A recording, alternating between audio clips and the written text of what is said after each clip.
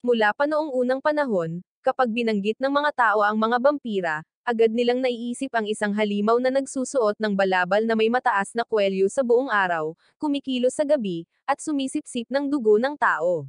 Pero hindi ganoon ang bida natin, isa siyang tunay na otako.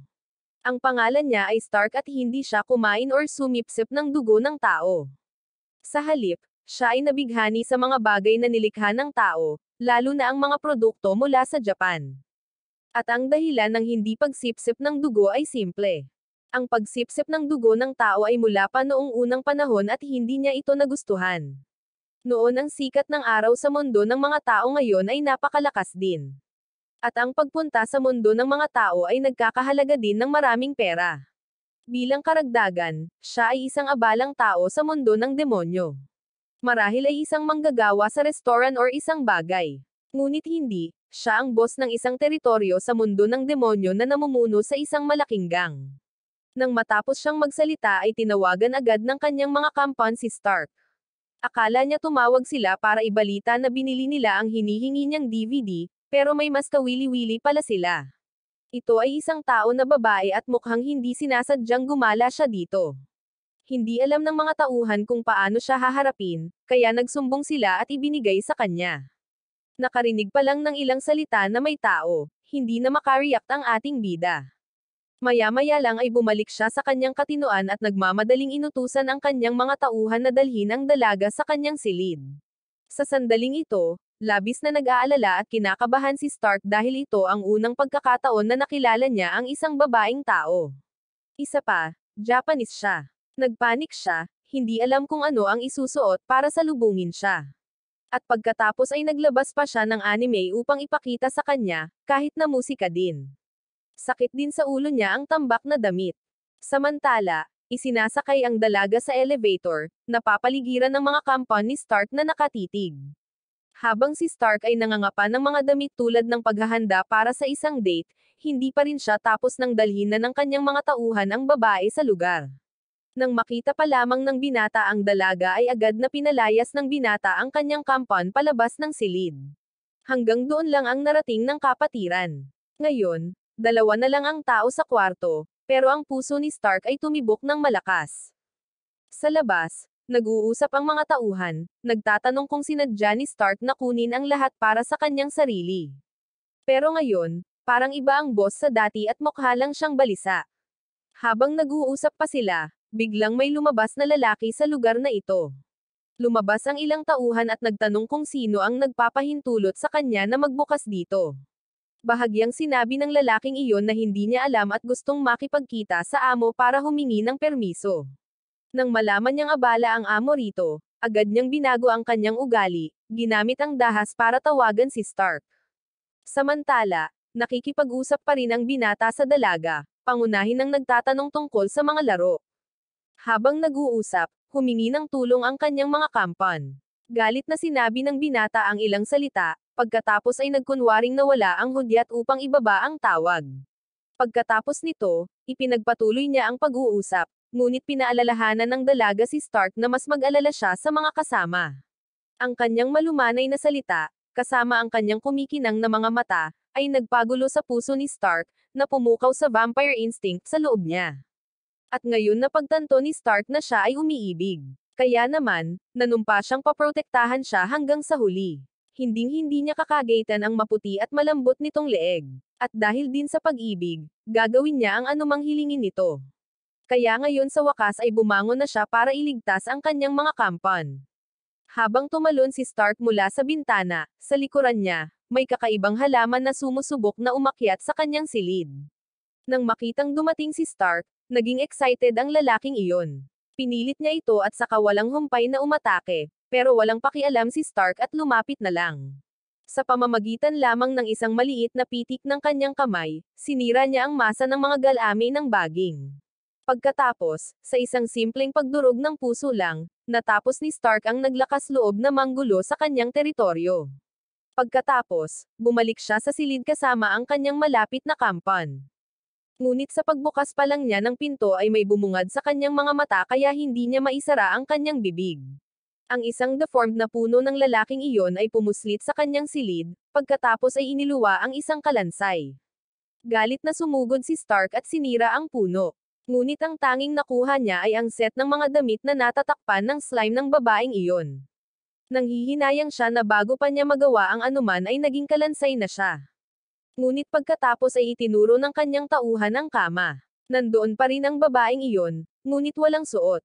Pareho silang nag-alinlangan, baka ibang tao. Or baka naman ninunguya lang ng puno ang damit niya. Sa sandaling ito, nilapitan ni Stark ang dalaga at sinabing wala na itong nararamdamang pagnanais mula rito. Mabilis na napagtanto ng tauhan na nasawi ang nasa harapan nila at naging multo. Pagtingin sa bungo ay bumangon ang kalungkutan sa kanyang puso. Si Stark ay matatag na gumawa ng isang matapang na desisyon na siya ay bubuhayin muli, anuman ang mangyari. Lumalabas na ang binata ay hindi nag-iisip ng anumang paraan ngunit nakaupo lamang doon sa pagbabasa ng manga. Noong una, interesado siya sa babaeng ito hanggat maaari, ngunit ngayon ay tuluyan na niya itong binabalewala. Saka naiirita pa siya sa kanya at hanggang ngayon, hindi pa rin alam ni Stark ang pangalan niya. Kaya nagtanong siya, ang pangalan ng babaeng ito ay Fuyomi. Hindi pa rin makapaniwala ang dalaga na talagang sinadya ni Stark na iligtas siya, kaya muling nagtanong para makasigurado. Ngunit ang sagot na nakuha niya ay umaasa ang binata sa manga upang iligtas siya. Kaya walang choice si Fuyomi kundi humanap ng sarili niyang paraan. Biglang may naalala siya. Naalala niya pala ang daan papunta dito at pagkatapos noon, pinona agad ni Fuyomi si Stark. Pagdating nila, namangha si Stark nang makita ito. Ito ang pinakamataas na kasanayan ng spatial magic. Ito ang unang pagkakataon na nakita niya ito. Pagkatapos sabihin iyon, sinadya ni Fuyomi na pumasok dito mag-isa, ngunit pinigilan siya ni Stark. Noong una, wala siyang balak pumunta, ngunit nang makita niya ito, hindi siya bumalik na walang dala. Kaya naman nagpasya siyang sumama sa kanya. Ngunit ang pangunahing dahilan ay ang mga laro at musika pa rin ng mundo ng mga tao. Pero bago siya umalis, kailangan niyang suriin muna. Pagkatapos ay dinala ni Stark si Fuyomi sa isang kafe. Ang may-ari dito ay isang babae na may 3 mata, at ang kanyang alaga ay pareho. Ang pangalan ng taong iyon ay Sati. Gusto ni Stark na hilingin sa kanya na suriin kung makakabalik si Fuyomi sa mundo ng mga tao. Pagkatapos nito, siya at ang alaga ay pinagsama-sama gamit ang clairvoyance, na naglalabas ng nakakasilaw na liwanag. Pagkatapos suriin, nakumpirma na si Fuyomi ay maayos na pumunta sa mundo ng mga tao, ngunit hindi dapat manatili ng masyadong mahaba.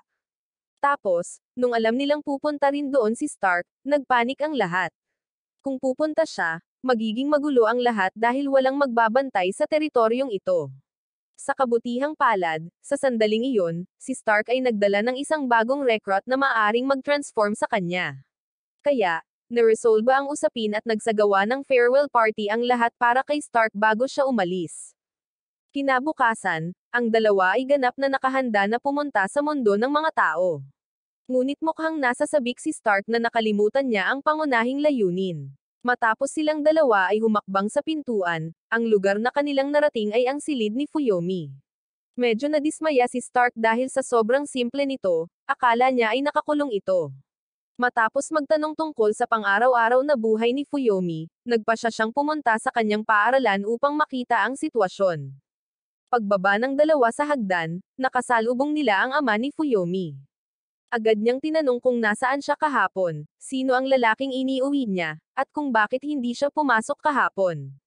Nataranta si Fuyomi, hindi alam ang isasagot. Kaya, direktang nag-spray si Stark sa mukha ng kanyang ama, na nagpabago sa kanyang ugali, pagkatapos ay pumasok kaagad sa trabaho. Napag-alaman na ang spray ay isang sangkap na itinago mula sa slime ni Stark na maaaring kontrolin ang mga tao, ngunit wala itong epekto sa mga demonyo.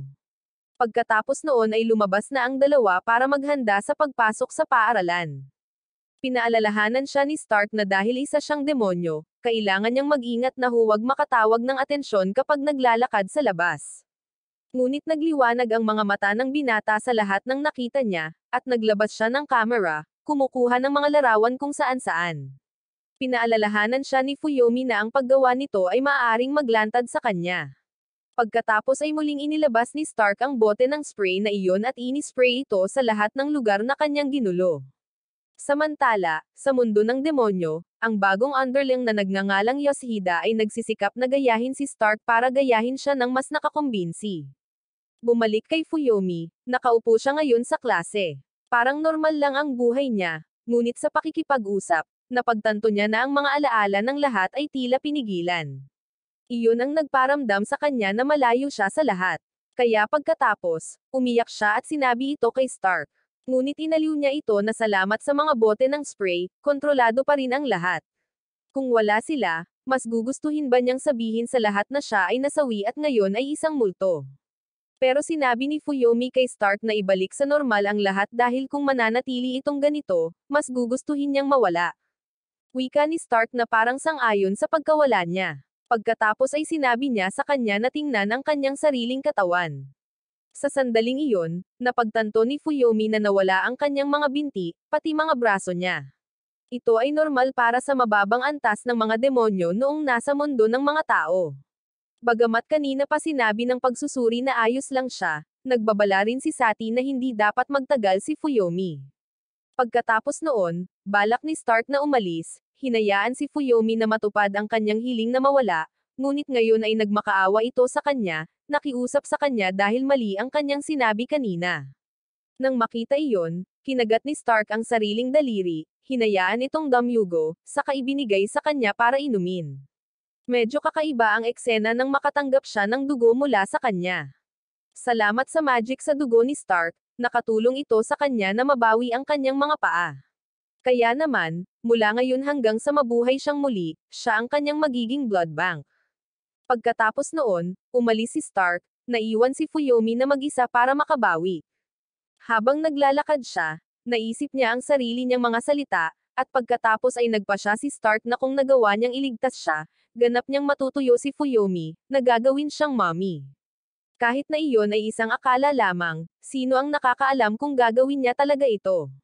Kahit na ang lugar na ito ay puno ng mga tao, hindi niya naramdaman ang parehong pagpukaw at pagkagalak gaya noong una niyang nakilala si Fuyomi. Marahil ay mayroon siyang espesyal para kay Stark. Kaya, kailangan niyang humanap muna ng tamang paraan para buhayin siya. Matapos makuha ni Fuyomi ang kanyang Kailan Awan, sinadya ni Stark na ibalik siya sa mundo ng demonyo. Pagbalik pa lang nila sa kwarto ni Fuyomi, pareho silang nagulat nang makitang may babaeng tumatalon-talon sa kama. Belle pala ang pangalan niya, ang may-ari ng gate na iyon at siya rin ang may pinakamataas na spatial magic. Ipinalagay ni Stark na sadyang inilagay niya ang spatial gate sa kanyang lugar para akitin siya rito at pagkatapos ay sakupin ang kanyang teritoryo. Pero sa totoo lang, walang ganoong intensyon si Belle. Gusto lang niyang maglakbay sa maraming lugar upang tuklasin at manghuli ng kayamanan. At ngayon nandito siya para humingi ng pera kay Stark, iyon ay dahil dumaan siya sa gate nang hindi humihingi ng pahintulot sa kanya. Ang bayad para sa isang taong dumaan ay 30,000 yen. Para sa dalawang tao, 60,000. Nang marinig iyon, natanto ito ni Stark na sobra, kaya gusto niyang lumaktaw. Kaya nagbanta siya na ibebenta ang impormasyon na wala siya sa kanyang teritoryo sa ibang mga boss para kunin ito. Nang makita iyon, aatake na sana si Stark, ngunit diretso siyang i-teleport ni Belle sa kalsada. Pagkatapos ay kinuha niya ang pagkakataon upang takutin si Fuyomi. Karaniwan, ang isang ordinaryong tao ay tatakbo sa takot, ngunit si Fuyomi ay napakamahiyain, siya ay nakatayong nanginginig. Si Stark naman, naglalakad siya, naghahanap ng daan pauwi nang sumulpat si Belle para asarin siya. Sinuntok at sinipa niya ang mga frame ng pinto kung saan siya nagpapakita, ngunit sa spatial na kapangyarihan ay patuloy itong nagpapakita at nawawala, na naging dahilan upang hindi siya matamaan. Tapos biglang sumulpat si Belle sa likod niya na may dalang baril at binihag si Fuyomi. Pagkatapos ay inutusan niya itong bumaba sa basement ng isang bahay para may maibalik dito. Habang si Fuyomi ay naiwan upang umupo at marinig ang kanyang pagsasabi ng isang lihim na tanging mga babae ang nakakaalam, samantala, si Stark ay bumaba at lubos na nagulat nang makita na sa mundo ng mga tao ay mayroong isang lugar na pag-aari ng mga demonyo. Pagkatapos ay dinala siya ng may-ari ng tindahan sa isang silid. Ang gustong sabihin ni Belle kay Fuyomi ay hindi siya basta-basta makakaalis ng gate kung saan-saan dahil ninakaw ito at dinala rito. Iyon ang dahilan kung bakit hindi niya ito maitago. Kaya't kapag nahanap niya ang gumawa nito, tuturuan siya ni Belle ng leksyon sa pamamagitan ng paggawa nito sa kanyang alipin. Si Stark naman, pinakitaan siya ng may-ari ng tindahan ng damit panloob. Pagkatapos, habang nalilito siya, sinuntok niya ito at hinamon siyang makipag-away. Nakikilala rin ni Stark ang lalaking ito. Nang makitang sumugod muli ang lalaki sa pag-atake, ngunit ngayon ay tila hindi makagalaw ang buong katawan niya. Pagkatapos, sa isang mahinang suntok lang, pinalipad siya ni Stark at iniwan siyang nakahandusay sa sahig. Pagkatapos, ibabalik niya ang damit na panloob kay Belle, ngunit bigla itong sumulpat na nagsasabing hindi niya ito kailangan. Ito pala ang gusto niya na isang taong may malaking kapangyarihan. So all along, sinusubok lang siya nito. At ngayon parang naging close na si Belle kay Fuyomi. Nang malaman niya ang layunin ni Stark na humanap ng paraan para buhayin siya, sinabi niyang may nakasulat na libro tungkol dito na tinatawag na Resurrection Book, ngunit naibenta na niya ito. Kung kanino, hindi niya naalala. Ngunit naalala lamang niya na ang lugar na ipinagbili nito ay nasa Western Demon World. Sa kanlurang mundo ng demonyo, ang pinuno doon ay isang taong lobo. Siya at ang kanyang mga tauhan ay palaging sumusunod sa isang prinsipyo. Kapag ang mga salita ay walang kapangyarihan, karahasan ang nananaig. Sinasabi ni Stark sa lahat ang daan patungo doon, ngunit tila walang pakialam ang tatlo. Sinabi ni Belle na kaibigan ng werewolf si Stark, kaya madali lang magtanong. Pero matagal na yon at ngayon ay pareho silang mga boss ng iba't ibang teritoryo, kaya medyo mahirap. Binalak ni Stark na gamitin si Belle para makarating doon, ngunit tumanggi siya.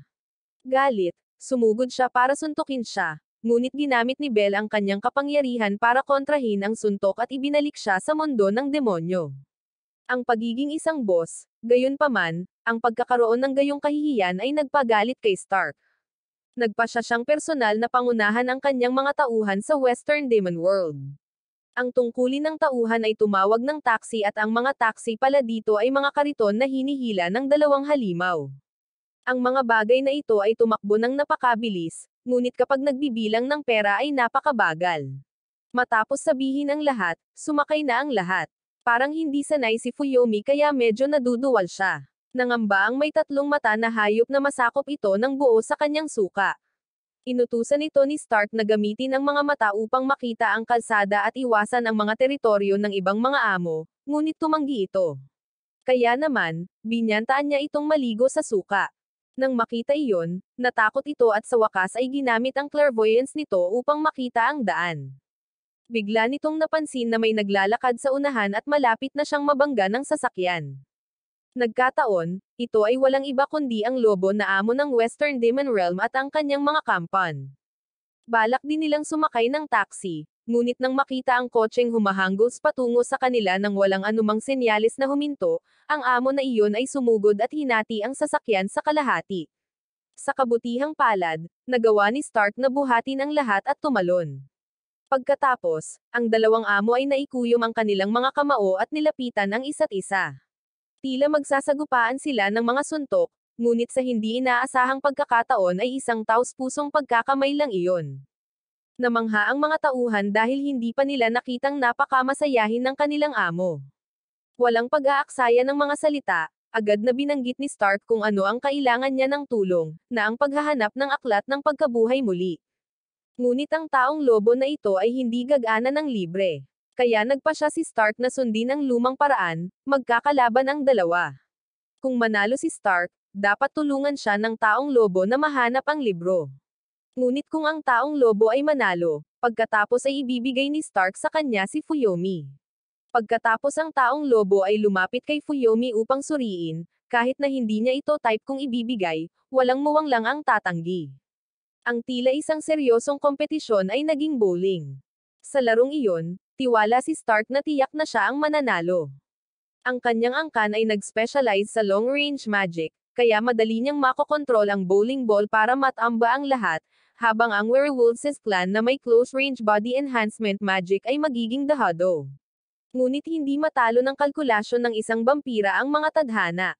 Inanyayahan ng taong lobo si Stark na lumaban sa boxing. Parang hindi patas na laban na nakasandal kay Stark, pero dahil kay Fuyomi, hindi siya magpapatalo.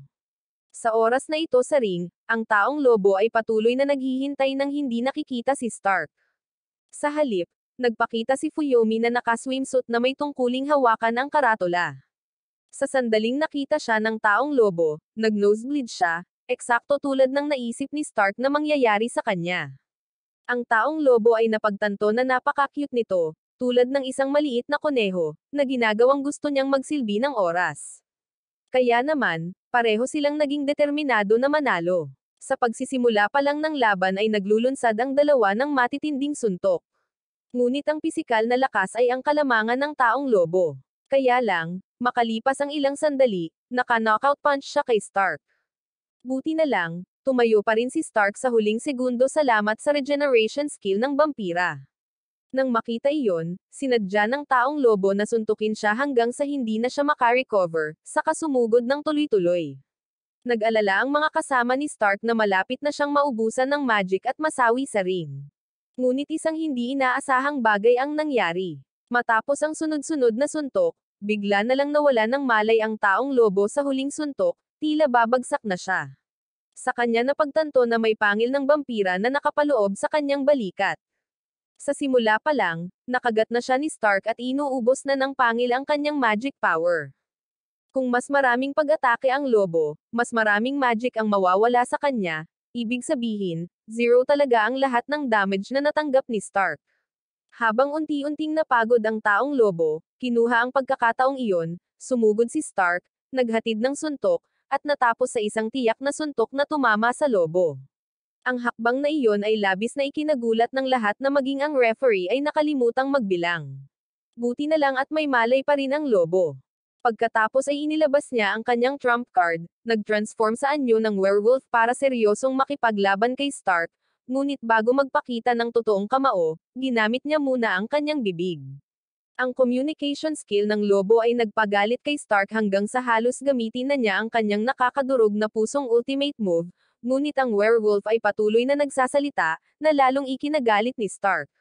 Buti na lang at umakyat si Fuyomi at sinampal siya ng isang beses para magising siya.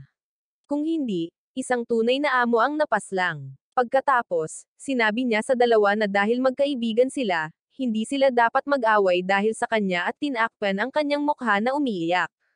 Sa napakahalagang sandali na iyon, nagpakita si Belle, binuksan ang isang special na gate, at dinala ang lahat sa ibang lugar kung saan mas madali silang makapag-usap. Sa ibang lugar, napagtanto ni Stark at ng werewolf ang nasa likod ng lahat ay si Belle. Siya ang nagsabing naroon ang libro at siya rin ang nagpalit ng bowling match sa boxing. Pagkatapos, nagpakita siya at iniabot kay Stark ang libro. Ito pala ay iningatan niya at nagsinungaling sa kanya. Lahat sila ay nagbukas nito para mag-aral, ngunit pagkatapos lamang ng ilang segundo, lahat sila ay nagreklamo sa parehong bagay na wala silang naiintindihan. Binawi rin ito ni Belle at sinubukang basahin, pero puro kalokohan at magulo ang laman. Nahulaan ng 3 mata na hayop na ang aklat ay nakasulat sa code. Ang kanilang gawain ay maghanap ng mga keyword at ayusin ang mga ito or maghanap ng taong magde-decode. Ang pinakamabilis na solver ay tiyak na ang may akda ng aklat na ito. Ngunit nang makita ni Stark ang pangalan ng may akda, natigilan siya. Nakatatandang kapatid pala ni Stark ang author. Ang kanyang pangalan ay Brando, isang marangal na demonyo na naninirahan sa lupain sa itaas ng kaharian ng demonyo na tinatawag na Upper Demon.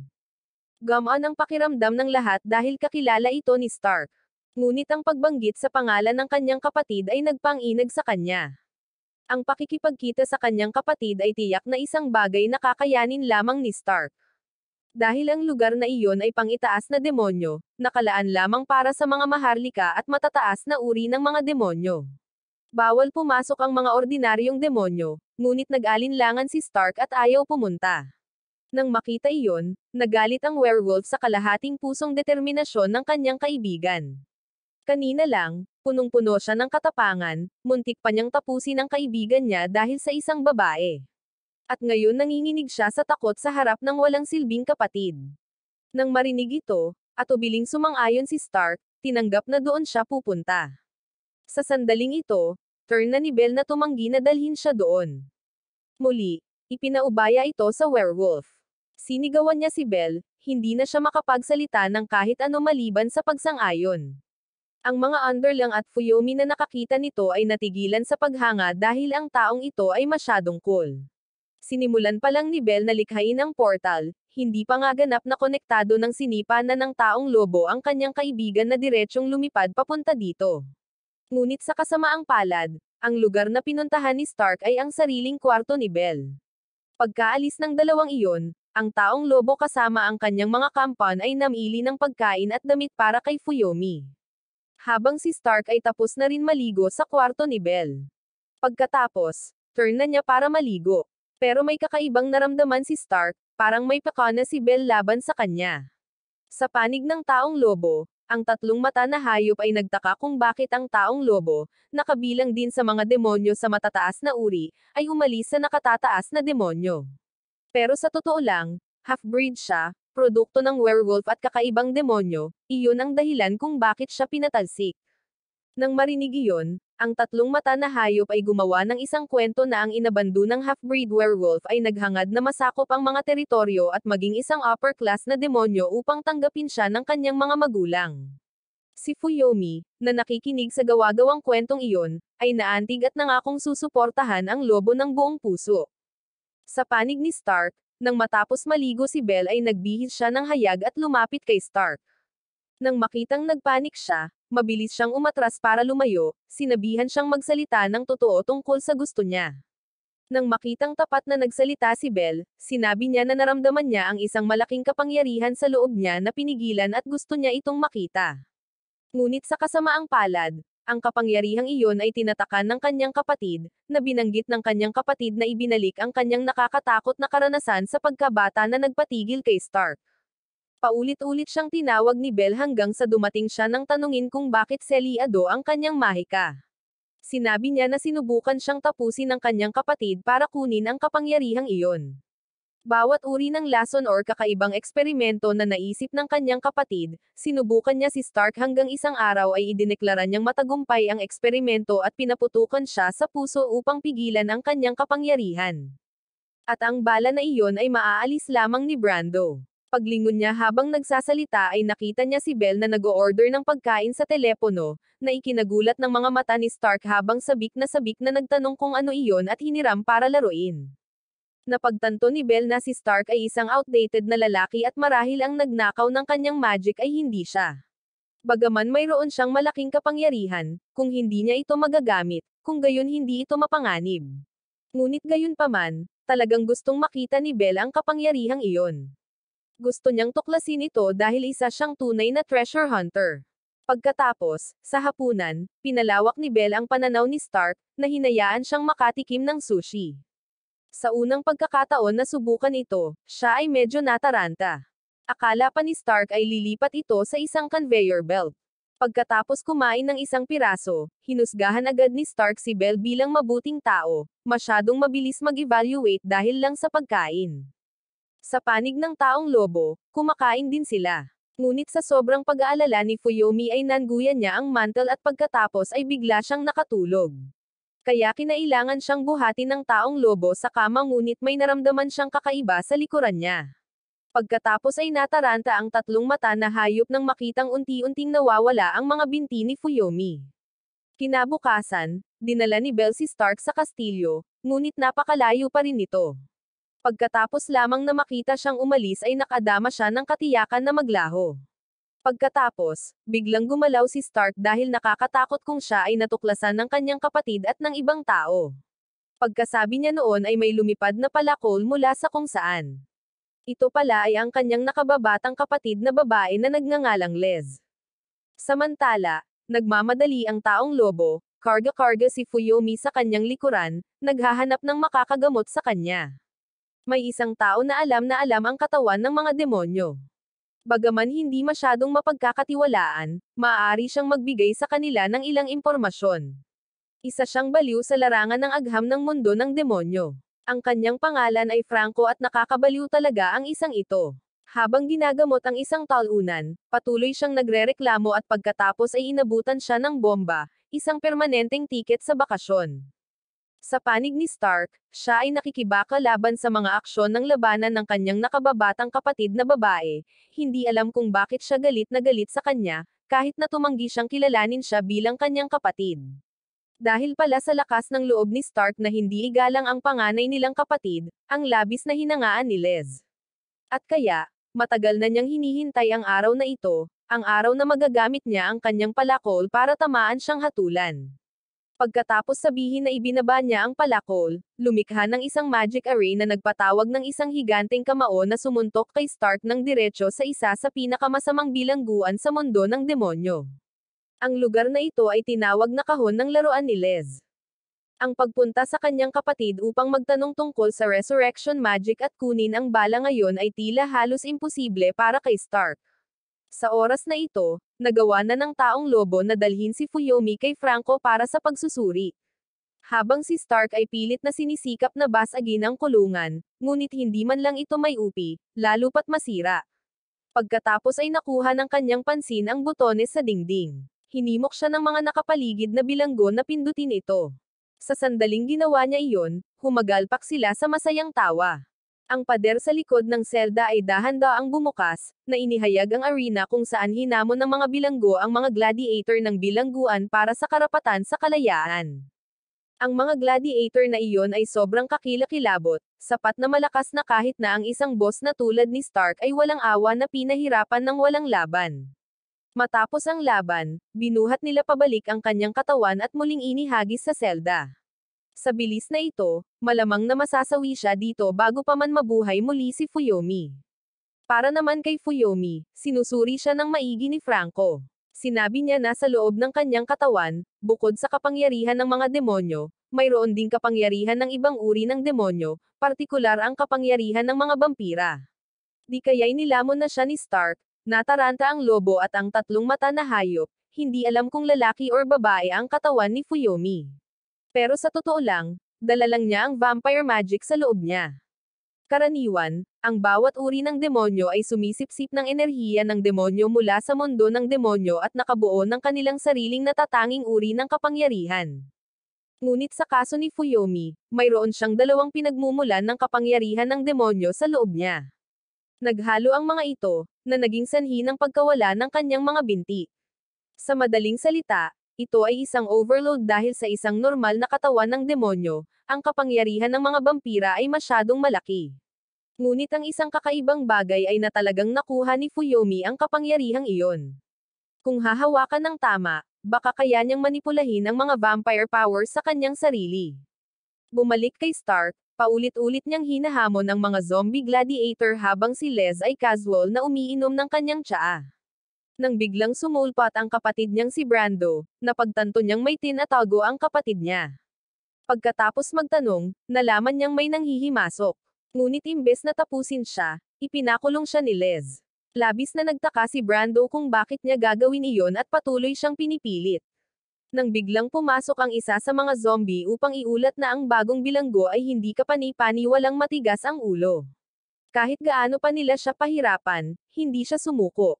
Nang marinig iyon, na-curious si Brando at gusto niyang puntahan para makita sa sarili niya. Samantala, hindi makapaniwala ang taong lobo na ang paraan para iligtas si Fuyomi ay ang pagpaslang kay Stark. Sa madaling salita, si Fuyomi ay nasa ghost state na ngayon hindi ghost project. Maaari siyang maging vampira kung uubusin niya ang mismong nagbigay sa kanya ng kapangyarihang iyon. Ngunit sa narinig niya, mas lalong nagalit ang taong lobo. Hinawakan si Franco sa kwelyo, humingi siya ng mga sagot. Kung gagawin nila, si Stark na iyon ay masasawi nang wala ang kanyang magic. Ngunit nakipagtalo si Franco na mabubuhay pa rin si Stark sa loob ni Fuyomi. Bumalik sa panig ni Stark, dumating ang kanyang kapatid upang makita siya. Nasa bingit ng kasawian si Stark matapos pahirapan ng 10 beses. Nang makita iyon, agad siyang pinaputukan ni Brando, ngunit ang mga bala ay magic bullet.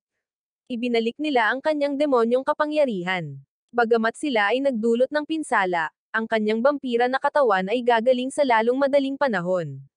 Ang mga zombie ay nanginginig sa takot nang mapagtanto na ang kanilang natalo sa 10 laban ay ang kapatid ng kanilang dalawang amo.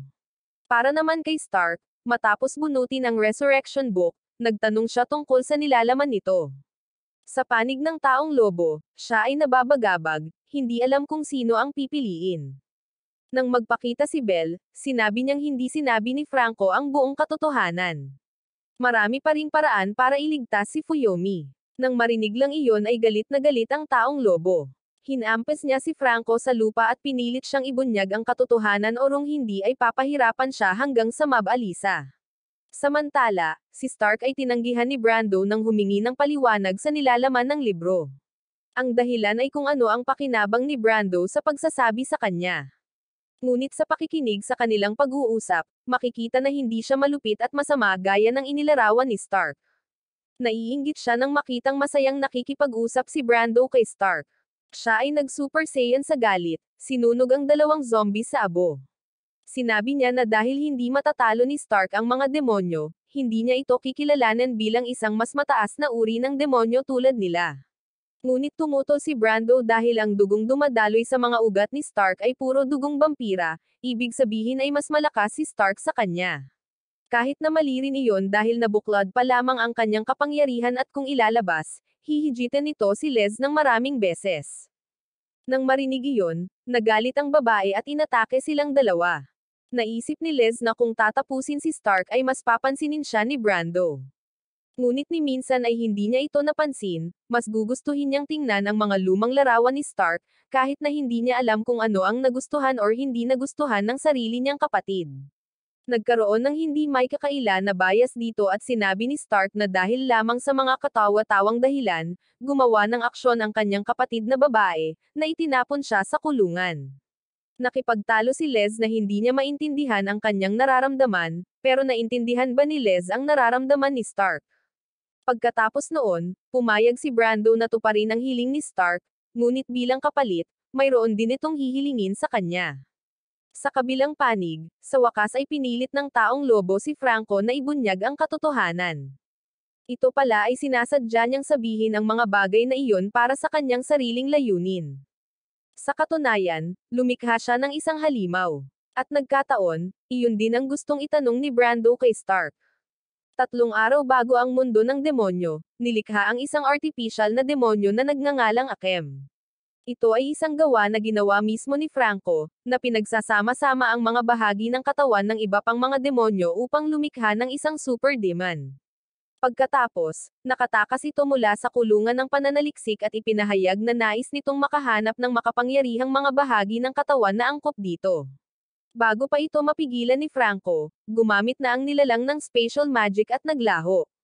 Sa makatuwid, ang taong lobo at si Stark ay inatasan na hulihin ang artificial na demonyong ito. Pagkatapos ay ikinwento ni Brando na noong bata pa si Stark, mayroon siyang napakalaking pinagmumulan ng mahiwagang kapangyarihan. Kaya niyang i-compress ang isang higanteng bato na may 5 metrong radius sa laki ng marmol. Ngunit ang resulta ng bawat paggamit ay hihimatayin si Stark. At kung magpapatuloy ito, maaari siyang masawi anumang oras. Para maiwasan iyon, kinailangan ni Brando na magpaputok ng bala diretso sa kanyang puso para pigilan ang kapangyarihan ni Stark. Ngunit ngayon, naniniwala si Brando na may kakayahan si Stark na kontrolin ang kapangyarihang iyon at gamitin ito para maalis ang artificial na demonyo. Sa kanyang selyadong kapangyarihan na inilabas na ngayon, madaling tatangayan ni Stark ang 2 zombie na orihinal na nagpahirap sa kanya sa isang pulpol. Nakaramdam ng saya si Stark sa muling pagbabalik ng kanyang lakas. Ang artificial na nilalang ay ang perpektong kalaban upang subukan ang kapangyarihan na nabuklod ng napakatagal. Umaasa ang kanyang kapatid na si Brando na magtatagumpay siya sa pagkatalo nito. Pagkatapos, sinabi ni Brando kay Stark ang paraan upang mabuhay muli ang mga buhay. Sa oras na ito, ang taong lobo ay nakaharap na sa mahirap na artificial na nilalang, na patuloy na umaatake sa kanya gamit ang isang spatial na ring.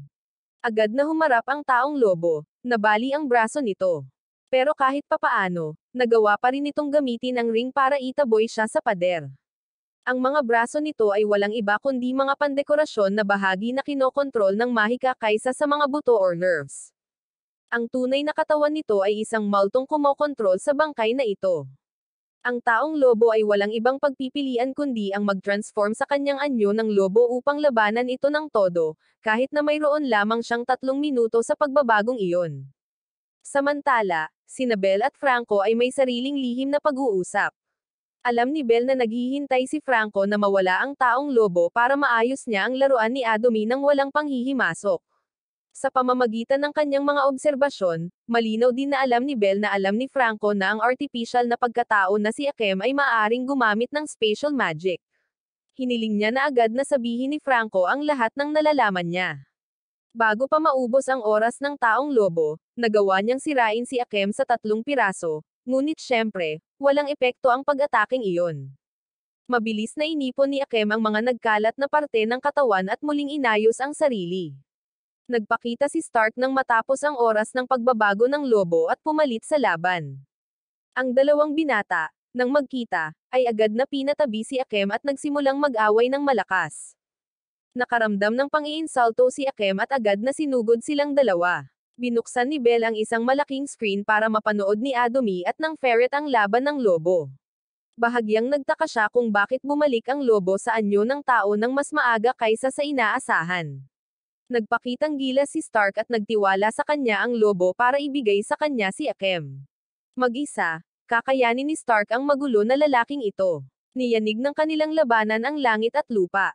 Si Stark, na kumikilos sa lahat ng marangya na estilo ng anime, ay sinubukang gayahin ang hakbang ni Gohan na tanggayan si Akem. Ngunit bago pa man siya makatama, sinaktan siya ni Akem sa isang atake, na nagpagulong-gulong sa lupa. Sa lahat ng kanyang pasikat na pakulo, si Stark ay karapat-dapat lamang na tawaging isang third-rate na mandirigma. Ang mga salita ng tagpi-tagping artificial na nilalang na ito ay talagang nagpagalit kay Stark. Ang paggalaw na iyon ay pagmamay-ari ng pinakamalakas na tao sa mundo na kanyang iginagalang. Walang karapatan si Akem na iwal ang galang ito. Si Stark ay nanumpa na tatapusin siya gamit ang ultimate technique na ginawa ng mismong lalaking tinawag ni Akem na third-rate. Nang marinig lang iyon ay nanginginig na ang buong katawan ni Akem sa kaba, bumubulusok ang kanyang katawan habang nag-transform ang kanyang katawan.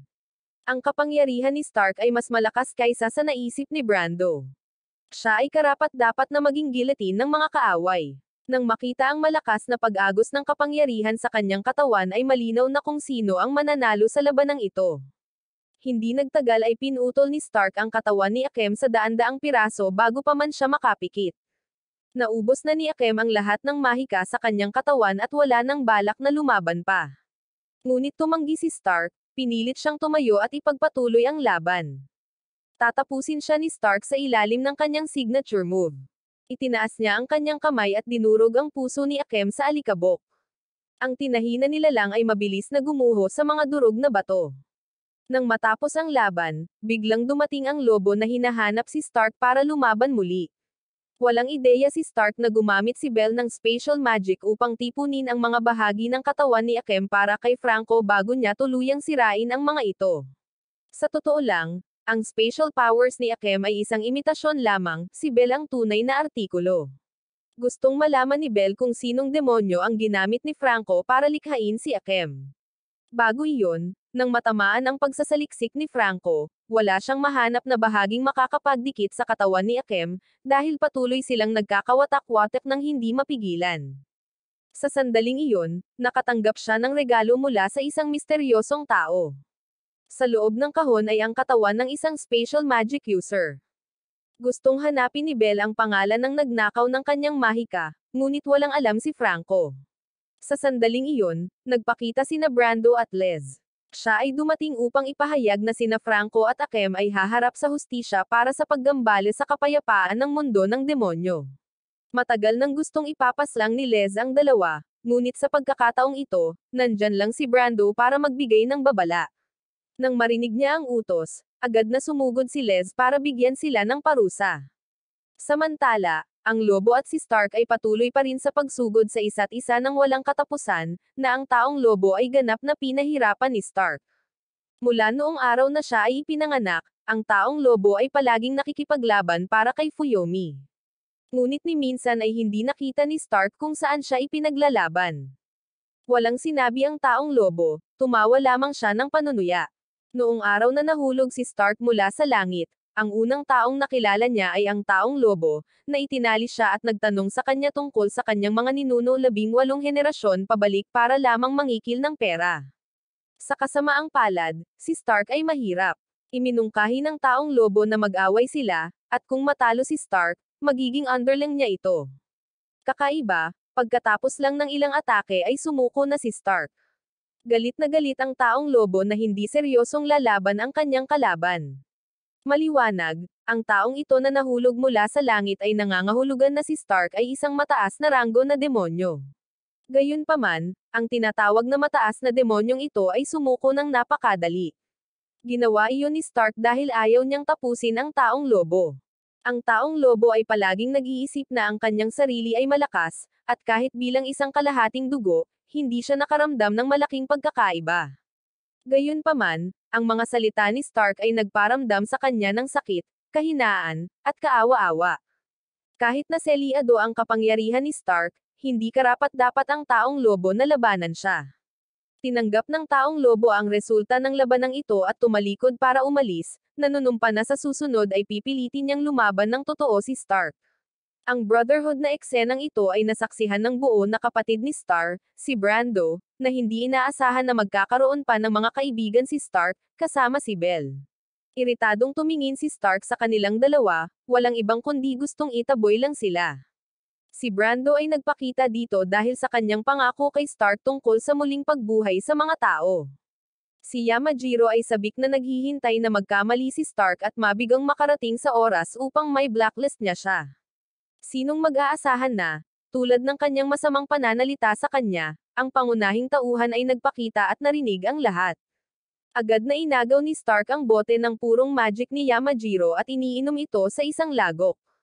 Dinala niya rito si Brando para pag-usapan ang pagbuhay na muli kay Fuyomi, pero ang kapatid niya ay nakatutok lamang sa panliligaw, paghaplos sa buhok at paghawak sa mukha nito.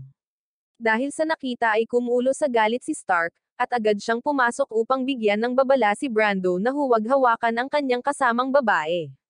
Hinamon ni Brando si Stark, tinanong kung ano ang maaari niyang gawin para iligtas si Fuyomi nang wala siya.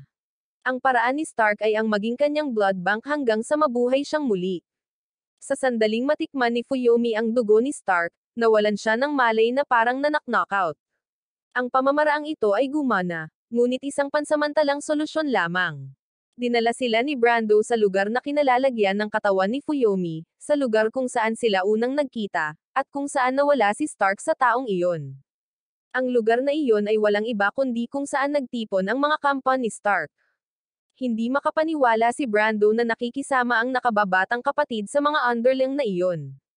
Habang nasa ibang lugar ang atensyon ni Brando, binalaan ni Bell si Stark tungkol sa panganib na dulot ng kanyang kapatid. Kanina, may mga sinabi si Brando na ikinapansin ni Bell. Alam niya kung gaano kahalaga si Fuyomi kay Stark. Tiyak, mukhang blanko ang ekspresyon noon ni Bell at pinayuhan siya ni Stark na huwag masyadong mag-alala. Mas naiintindihan niya ang kanyang kapatid kaysa kanino man. Hiniling ni Bell kay Stark na bigyan ng Bell si Fuyomi. Kung tatawagan ito ni Fuyomi ng 3 beses, darating si Bell. Bumalik si Stark at ibinigay ang mga naibalik na buto ni Fuyomi kay Brando upang magamit sa muling pagkabuhay. Gumawa ng baril si Brando at iginiit na aalisan siya ng suot para mapadali ang trabaho. Labis ang hinala ni Stark sa kanyang walang galang na kapatid. Kung tumawid si Brando sa linya, hindi magdadalawang isip si Stark na kumilos. Gusto ni Brando na sabukan ang magic ni Fuyomi at ganap na maibalik siya sa pamamagitan ng paglipat ng kanyang kaluluwa sa isang ganap na muling nabuong katawan. Ngunit kailangan pa rin nilang subukan ang kaluluwa. Habang kalahating gising si Fuyomi, walang pag-aalinlangan na itinaas ni Stark ang kanyang kamiseta para makapag-sample si Brando. Naiwang tulala si Les sa dalawa niyang kapatid. Matapos makuha ang mga sample, umuwi si Brando para mag-aral pa. Magpapatuloy lang si Stark bilang blood bank ni Fuyomi hanggang sa siya ay muling mabuhay. Sino ang makakapag-akala na si Brando ay lihim na nagbabalak na kunin ang kapangyarihan ni Stark sa sandaling si Stark ay naging ganap na bampira. Pinayagan si Les na manatili kay Stark. Pagbalik ng dalawa, si Fuyomi, nang hindi nila napapansin, ay naging trabahador sa kainan. Nagluto siya ng pagkain sa mundo ng tao para sa lahat. Sa buhay, dahil wala siyang ina, nagluluto si Fuyomi araw-araw. Gumawa siya ng 2 extra serving ng egg fried rice para kina Les at Stark. Kumain si Les habang sumisinghot-singhot at umiiyak dahil ganito rin pala ang sitwasyon ng pamilya ni Stark. Ang kanilang mga magulang ay nasawi noong sila ay bata pa at talagang inalala din iyon ni Stark. Pagkatapos kumain, hindi siya marunong mambola sa asawa or kung ano paman. Inakala ni Fuyomi na ang kanyang luto ay pinuna at nalulungkot, ngunit sa kabutihang palad ay alam ni Liz na purihin siya ng ilang mabubuting salita. Ang maingay na eksena ay kakaibang payapa. Kanina, binigyan ni Brando si Liz ng tiket pabalik sa Upper Demon. Hindi hahayaan ni Brando na bumalik si Liz sa Upper Demon hanggang sa tawagin niya ito. Binalak niyang gugulin muli ang lahat ng oras niya sa lab. Kailangan ni Brando si Liz na bantayan si Stark at siguraduhing hindi siya makikialam. Nang nawawala sa bahay, patuloy na humihikbi si Liz, ngunit iginiit na hindi na siya babalik. Napagtanto ni Liz na hindi siya isang mabuting kapatid at hindi siya maaaring manatili doon. Nagpa siya si Stark na pangunahan ang kanyang kapatid na babae tungo sa isang buhay na may mahalagang libangan at nagtagumpay siya. Opisyal na naging mas nahumaling si Liz sa anime kaysa sa kanya. Hindi naman naging masama ang upper class na buhay ng incompetent nilang kuya. Pagkatapos, kinaladkad ni Fuyomi si Liz para maligo kasama niya. Ito ang unang pagkakataon na inalagaan ng ganoon si Liz. Noon pa man ay kinatatakutan ng lahat si Liz at ang kanyang kapatid. Inaliw ni Fuyomi ang inosenteng babaeng ito sa pamamagitan ng ilang salita. Pagkatapos nilang maligo, hindi pa rin tapos sa paglalaro si Stark at ang kanyang mga kaibigan. Naisip nila na mas mabuting matulog ng maaga at maghintay sa pagdating ng mga Diyos. Ang araw na iyon marahil ang pinakamasaya kay Liz dahil palagi siyang nag-iisa. Nang gabing iyon, nang magising si Liz, hindi niya mahanap si Fuyomi, isang note na lang ang naiwan na humihiling sa lahat na huwag siyang hanapin. Wala silang ideya na dinala siya ng isang blonde na kabataan. Isang emergency meeting ang ginanap at sigurado si Liz na hindi lumaya si Fuyomi. Nauna niyang sinabi na gusto niyang manatili sa tabi ni Liz. Masama rin ang kutob ni Stark na hindi makatwiran ang pagkawala ni Fuyomi. Dinurog ng kuya niya ang baso sa kamay sa galit.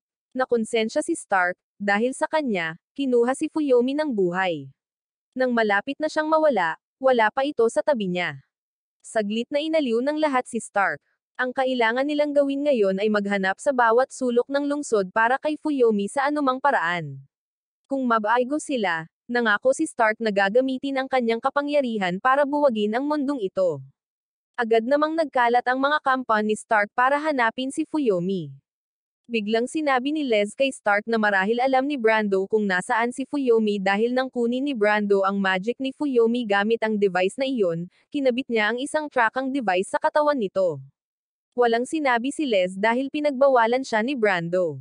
At sinabi ni Stark kay Liz na bumalik sa itaas na mundo ng demonyo at makipag-ugnayan muli sa kanya sa pamamagitan ng telepono. Sinabi na kung si Brando na iyon ay maglakas loob na kumilos, haharapin ito ni Stark. Nangako si Stark na ibibigay kay Liz ang lahat ng anime, manga, at mga laro kung tutulungan niya itong mahanap si Fuyomi, samantalang sa totoo lang, manika lang ang gusto ni Liz. Pinunit ni Liz ang tiket na ibinigay sa kanya ni Brando, at kaagad na dumating ang isang may pakpak na halimaw at dinala siya. Sa eksaktong pagkakataong iyon, tumawag ang mga kampan ni Stark para iulat na kaninang umaga, may nakakita ng kaina-hinalang estranghero na gumagala sa kanilang lugar. Na-sketch nila ang mukha ng lalaki at ipinadala ito kay Stark, at ang lalaking iyon ay patungo sa katimugang rehiyon ng mundo ng demonyo. Sinakyan ni Liz ang ibon patungo sa itaas na daigdig ng demonyo, ngunit nang marating niya ang tarangkahan, hinarang siya ng mga gwardya na tumangging papasukin siya. Sa sandaling iyon, lumabas ang mga pang-itaas na demon bar upang ihatid siya sa kastilyo. At dahil sa sinabi ng kanilang superior, hindi na nang ahas ang mga gwardya na magprotesta pa. Hindi inaasahan ni Liz na mismong si Barbara ang lalabas para batiin siya. Kasalukuyang nagtatrabaho si Barbara sa layunin na mapanatili ang kapayapaan sa itaas na mundo ng demonyo. Gusto niyang makita si Brando, ngunit palagi siyang tinataboy nito. At ngayon ay may opisyal na siyang dahilan para puntahan siya at ikulong ang lalaking iyon gamit ang kanyang espesyal na kapangyarihan. Ang hari ng Acropolis, si Sudi, ay gustong makilala siya minsan. Kahit na hindi maintindihan ni Liz kung bakit gustong makipagkita ng hamak na iyon kay Brando, ang mismong lalaking nagnakaw sa kanila ng kanilang mga magulang, hindi nagtagal ay nakarating sila sa kastilyo ni Brando. Paulit-ulit na pinindot ni Barbara ang doorbell, ngunit ang lalaking iyon ay tumangging magpakita, kaya hindi siya mapakali. Patuloy niyang pinipindot ng walang tigil at nagbabala na huwag siyang pabayaan hanggang sa pag-atake sa kanyang cute na kapatid na babae. Nagsalita si Brando sa pamamagitan ng kamera. Balak ni Les na payuhan siya na huwag buksan ang pinto, pero hinarang ni Barbara ang bibig niya. At nang makita iyon, binuksan ni Brando ang pinto para papasukin siya. Sa sandaling makita ni Barbara si Brando, inilabas niya ang isang kadena ng aso at ikinulong ito sa leeg nito, na ipinahayag na hanggat nakasuot siya ng kwelyo na iyon, bawal siyang gumamit ng anumang mahika, at kung susubukan niya, masasawi siya. Ang lalaki na ito, gayunpaman, ay hindi sinunod ang plano at sinabi pa niyang handa siyang maging alaga nito, na ikinagulat ni Barbara kaya halos malaglag siya na hindi makapaniwala. Inimbitahan ni Brando si Barbara sa isang pribadong lugar para magkaroon ng mas maginhawang pag-uusap. Hindi siya nagalit kay Les dahil sa pagsuway sa kanya at ipinagkatiwala sa kanya ang gawain ng pag-aalaga sa bahay. Pagkaalis ni Brando, agad na tinawagan ni Les si Stark, umiiyak dahil sa mismong pagbabalik niya, nahuli si Stark. Pagkatapos ay pumunta si Les sa surveillance orb upang tingnan kung saan patungo si Fuyomi, ngunit ito ay walang silbi. Si Fuyomi ay nasa isang medyo madilim na lugar na hindi niya makilala. Sa mismong sandaling iyon, may dumating na kakaibang lalaki para mangistorbo kay Stark. Ipinakita sa kanya ni Stark ang larawan, nagtanong tungkol sa blonde na lalaking hinahanap niya. Ang akala ng lalaki ay malambot si Stark at maarte, ngunit isang beses siyang sinampal ni Stark at agad siyang pinatahimik. Bagamat wala siyang alam, sigurado siyang alam ng kanyang amo ang lahat. Hindi nag-alala si Stark na sab-o niya ang anumang bagay. Kung tutuusin, madali naman niya itong maibubuga sa kabilang mundo. Dinala ng lalaki si Stark sa isang bahay na mukhang kahanga-hanga. Ang may-ari nito ay isang snowman, kaya ang bahay ay nagyelo sa buong taon, at maging ang may-ari ay nanginginig sa lamig at ang pangalan ng otter ay Sabo. Ipinakita ni Stark sa taong yari sa nyebe ang larawan ng blonde na lalaki, at nakilala siya ng taong yari sa nyebe at alam pa niya kung saan siya nakatira. Gayunpaman, hindi niya akalain na mararating ni Stark ang lugar na iyon dahil ito ay matatagpuan sa loob ng isang dimensional na mataas na punto, isa sa 7 kababalaghan ng mundo ng demonyo. Wala pang nakakapasok dito at iminungkahi niya kay Stark na ipagdasal na sana ay hindi masyadong nakalayo si Nelson. Sa oras na iyon, si Nelson ay nasa isang ramen shop at kumakain ng busog nang maalala niya na si Fuyomi ay nagugutom din. Nag-order si Nelson ng isa pang mangkok ng ramen at gumamit ng magic para ipadala ito sa dimensyon para kay Fuyomi. Ang may-ari ng tindahan, nang makitang naglaho ang mangkok, ay nagalit, humihingi ng kabayaran at nagbanta na tatawag ng pulis upang itapon siya sa bilangguan kung hindi siya magbabayad. Inakala ni Nelson na ang lalaki ay mapapahanga sa magic sa halip. Dahil walang pagpipilian, inabot ni Nelson ang dimensional space para kunin ang bowl at ibalik ito sa may-ari. Talagang tumanggi si Fuyomi na ibalik ang mangkok, at ang dalawa ay nagpumiglas dito nang walang katapusan. Malakas na humila si Nelson kaya kinaladkad niya si Fuyomi palabas. Sinasamantala ni Fuyomi ang pagkakataong ito, pinatunog ni Fuyomi ang bell na ibinigay sa kanya ni Bell, at mula nang lumabas siya sa labas, parehong nakita ni Les at Bell ang bakas ni Fuyomi. Biglang sumama ang pakiramdam ni Nelson at agad na tumakbo. At sigurado, nagpakita ang mabangis na nakatatandang kapatid na babae at binigyan siya ng isang sipa sa pagitan ng mga binti. Dumating si Bell upang tanungin ang kanyang nakababatang kapatid sa paghuli kay Fuyomi dahil kakilala niya si Fuyomi at hindi niya ito papayagang magbuhat ng kamay sa kanya. Siyempre, dapat magkagulo bago niya ipakita ang mukha niya kanina. Nang ilang beses itong nagpadala ng mga mensahe sa kanya, hindi man lang ito nag-reply. Mula nang umalis ang kanyang kapatid na babae, kailangan niyang tiisin ang galit ng kanyang ina at maglingkod bilang kanyang anak na lalaki. Si Bell mismo ay hindi maintindihan kung bakit si Fuyomi din ang pinuntirya ng kanyang ina. Sa sandaling iyon, sumugod si Stark para ayusin ang iskor sa magkapatid. Napabuntong hininga si Nelson sa inis, hindi alam kung paano niya ipapaliwanag sa kanyang ina ang tungkol kay Fuyomi na inagaw ng lalaking ito. Nagpa siya si Bell na protektahan ang kanyang nakababatang kapatid at sinabihan itong tumakbo. Sa itsura ni Bell, akala ni Stark siya ang may pakana. Agad na tumakas si Nelson sa dimensional room kung nasaan si Fuyomi at nanatiling nakaupo doon. Nang sinubukang hawakan ni Stark ang scarf ni Nelson ay bigla itong gumalaw ng kusa. Kinokontrol pala ni Nelson ang scarf mula sa loob. Sinamantala ni Belle ang pagkakataong subukang bitagin si Stark, ngunit sa kanyang pagtataka, nakalipad siya sa langit at naiwasan ang kanyang pag-atake. Nang umahan siya para habulin ang scarf, inatake siya ni Belle ng 2 beses, na nagpatambo sa kanya na nawalan ng malay. Nang magising si Stark ay nasa loob na siya ng dimensyon ni Belle. Ipinaliwanag ni Belle na walang kinalaman sa kanya ang bagay na ito. Inakusahan ni Stark si Belle na humarang sa kanya at nakialam sa plano ni Brando na buhayin si Fuyomi. Nang marinig ito, lalong nadurog ang puso ni Belle, hindi ba siya sapat na mabuti sa kanya?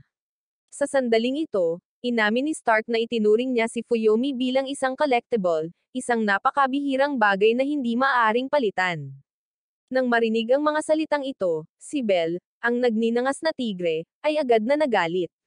Hindi niya matanggap ang ganoong pananaw, at agad na nag-away ang dalawa. Ipinahayag ni Belle na kapag nanalo si Stark, dadalhin niya ito kay Fuyomi. Kailangang turuan ng leksyon ang tandang vampirang ito. Hindi maintindihan ni Stark kung ano ang maling nasabi niya para magalit itong nagliliyab na babae. Samantala, si Fuyomi ay dinala ni Nelson sa isang ligtas na pahingahan.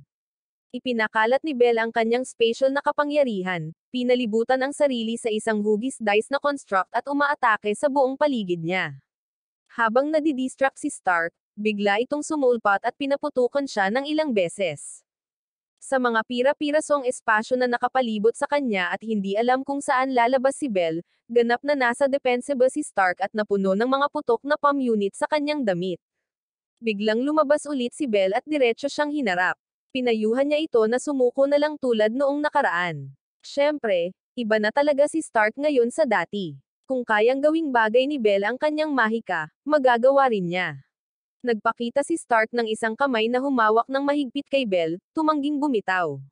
Kung hindi siya susuko, hahatiin niya ang kanyang kalahating katawan. Sa sandaling iyon, habang siya ay ginulo, kinuha ni Belle ang kanyang dice at nagtago sa loob, kahit na inabandona ang kanyang mga damit upang makatakas. Sa oras na napagtanto niya ito, huli na ang lahat, at kinailangan niyang magmakaawa kay Stark na ibalik sila. Si Fuyomi ay dinadala ni Nelson upang magpalutang sa kalangitan, kahit na walang nakakaalam na siya ay natatakot sa taas at halos mabasa ang sarili sa takot. Matapos hawakan ang damit panloob ni Belle, pinilit ni Stark na makipag-ayos. Naghinala siya dahil malinaw na magagamit niya ang kanyang spatial power para makauwi at magsuot ng ibang damit. Gayunpaman, nagtagal pa rin siya rito. Sigurado si Stark na ang damit panloob na ito ay kanyang kayamanan. Sa totoo lang, ang inaalala ni Belle ay ang tala-arawan sa kanyang bulsa. Kung binasa ng lalaking iyon ang mga love campaign na isinulat niya, gusto niyang gumapang sa isang butas magpakailanman at hindi nalalabas. Napansin ni Stark ang kakaibang ugali nito lalo na nang hawakan nito ang notebook at agad itong binuksan at binasa sa harap ni Belle. Hindi na nakatiis pa, sumuko si Belle, nanunumpa na aaminin niya ang lahat. Kusang hinayla siya ni Stark, nakalimutan niyang hawak pa rin niya ang kanyang damit panloob, at tumambad ang lahat. Ang kawawang si Stark ay pinaputukan ni Belle hanggang sa maubos niya ang kanyang bala. Pagkatapos, dinala siya ni Belle sa gubat para habulin sina Nelson at Fuyomi. Sa totoo lang, medyo nalungkot si Belle dahil palaging si Stark ay nakatuon kay Fuyomi habang nandoon siya. Ayaw niyang hindi siya pansinin ni Stark. Biglang humingi ng tawad si Stark kay Belle dahil napagtanto niyang siya mismo ang dahilan ng lahat ng problema. Sinabi sa kanya na kung anuman ang nangyari, maaari niyang ilabas ang galit sa kanya. Para sa isang tinatawag na prangka na talunan na isang vampira, talagang nakapagsalita siya ng isang bagay na disente ng isang beses. Isang nakakatakot na alaala ang bumalik kay Brando habang nakatayo siya sa harap ng palasyo. Noon pa lang, noong bata pa siya, napanood na niya sa sarili niyang mga mata ang pilak na lobo na bumubunot at hinayla ang tumitibok na puso mula sa kanilang ama. Dumating si Barbara na kasama ang nakasalamin na lalaking iyon, at siya ay pagod na pagod. Talagang kinasusuklaman niya ang mga kakaibang lalaking iyon. Ang hepe ng pulisya na si Gary, ang amo ni Barbara, ay dumating upang batiin si Brando. Maganda ang impresyon ni Brando sa lalaking may salamin. Isasama ni Gary si Brando sa palasyo at binalaan siya na huwag magdulot ng anumang gulo. Siyempre, hindi gagawin ni Brando kamakailan. Ayaw niyang makipagtalo sa hari at saka, suot pa rin niya ang collar bar na sinuot sa kanya ni Barbara na kumokontrol sa kanyang kapangyarihan. Kaya, ano ang dapat ikatakot? Sina Fuyomi at Nelson sa wakas ay nakasakay sa ulap pauwi. Nakilala ni Fuyomi ang katiwala ni Nelson, na kamukhang kamukha ng sarili niyang ama. Nakaramdam ng tensyon ang pagkikita ni Brando at ng dakilang lobo. Ang hari sa sandaling iyon ay naglalaro ng golf, napapaligiran ng isang kawan ng mga makalangit na dalaga. Inutusan ng dakilang lobo na umalis ang lahat, na naiwan lamang si Brando. Si Fuyomi ay pinalitan ng magarbong damit na pinili ng ina ni Nelson. At dahil sa mga ganitong kasuotan ay hindi na gustong umuwi ni Belle. Pagkatapos, dinala ni Belle si Stark sa special gate. Nang makita ang punit na hitsura ni Stark, labis na nag-alala si Fuyomi. Biglang hiniling ni Stark na hindi sila masyadong pamilyar ngayon. Siya at si Belle ay magpapanggap na nagmamahalan, at agad namang binawi ni Belle at tinutukan sa ulo si Stark, na ikinatigil ng dalawa. Paliwanag ni Belle, marahil ay alam na ng kanilang ama na nandito sina Belle at Stark. Kung nalaman ng kanilang ina na si Stark ay dumating upang kunin si Fuyomi, magiging napakagulo. Kailangan niya ng plano para walang aksidenteng mangyari. Sa puntong ito, malamang na malabo na naiintindihan ni Belle ang ilan sa mga bagay na sinabi sa kanya ni Brando. Nakatakda ang plano at ang sinumang tumutol ay makakatanggap ng sipa sa pagitan ng mga binti tulad ni Nelson. Kumatok ang katiwala at ibinalita na gusto ng ginang na makita si Fuyomi. Gustong sumama ni Stark pero tinanggihan ito. Nang makita ng ginang si Fuyomi, agad itong sumugod upang yakapin ito na parang isang ina na muling nakipagkita sa isang matagal nang nawawalang anak. Nagulat ang tatlong iba pang nakatingin sa labas nang magsimulang makipag-usap ang steward kay Stark. Sinabi niya na si Brando, ang kanyang kapatid, at may bahay na sinika ng sambahayan ng Belle ay palaging nagpapalitan ng liham. Si Brando noong panahong iyon ay tinatalakay ang isang seryosong bagay sa hari. Kamakailan, nawala ang isang underling na gumagawa ng lihim na trabaho para sa kanya na nagngangalang Pantumi. At nagkataon, ang lalaking iyon ay kamukhang kamukha ni Akem. Dahil wala nang itinago si Brando, inamin niyang tinalikuran na niya si Pantumi at sadyang nag-leak ng impormasyon para ipatawag siya rito ng hari. Ito ay isang deklarasyon ng digmaan laban sa hari sa panahon ng pagkasawi ng kanilang ama at ang taong iyon ang naging bagong hari. Gayunpaman, walang pagnanais si Brando na umupo sa trono mismo. Sa halip, binalak niyang isagawa ang isang bagay na nililikan niya. At syempre, ang bagay na iyon ay magiging mas nakakatakot kaysa sa dakilang lobo. Ang dakilang lobo ay tumawa ng panunuya at binigyan siya ng 1 linggo upang dalhin ang sinumang maaaring magbanta sa kanya sa palasyo. Idineklara niyang tatapusin niya silang dalawa. Pagkatapos ng pahayag na iyon, ikinulong ni Barbara si Brando sa isang silid. Nagkunwari siyang nataman ng pako at kinagat ang kamay kaya bumulwak ang dugo ng vampira na parang ulan. Bagamat gusto niyang gumamit ng mahika para pagalingin ang sarili, napigilan ito ng kwelyo na inilagay sa kanya ni Barbara. Nang walang pagpipilian, kinailangan ni Barbara na tanggalin ang kwelyo. Siyempre, nahulog siya sa isang bitag at naloko ni Brando. Pagdating ni Gary, nakita na lang niya si Barbara na nakahandusay sa kanyang sariling dugo. Ayaw tanggapin ang pinakamamahal niyang kampan na binubuli ng hamak na iyon, agad namang nagpatawag ng halimaw si Gary para habulin siya. Si Brando, na naubos ng mahika dahil sa kwelyo, ay kailangang maghanap ng kanlungan bago matagpuan.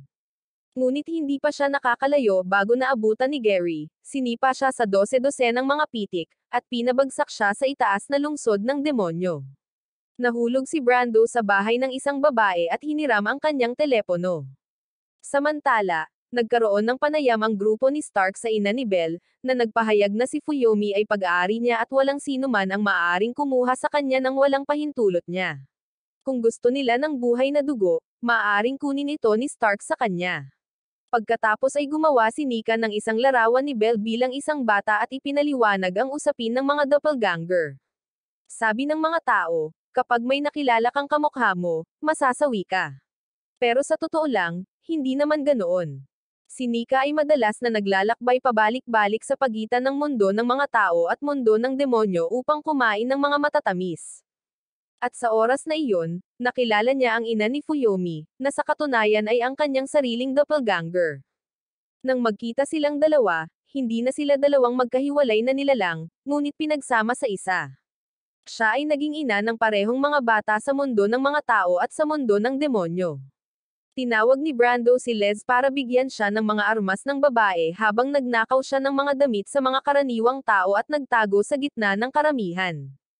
Hindi niya maintindihan kung bakit. Kahit flawless ang disguise niya, nakikilala pa rin siya ng demonyo ni Gary. Hinabol si Brando sa isang dead end at pagkatapos ng ilang palitan, napagtanto niya sa kanyang kasalukuyang estado, wala siyang pagkakataong manalo. Galit na galit si Gary na ang basurang ito ay naglakas loob na tapusin si Barbara. Sinubukan ni Brando na magpaliwanag, ngunit wala itong silbi. Nauntog siya sa pader sa suntok ni Gary na umuubo ng dugo.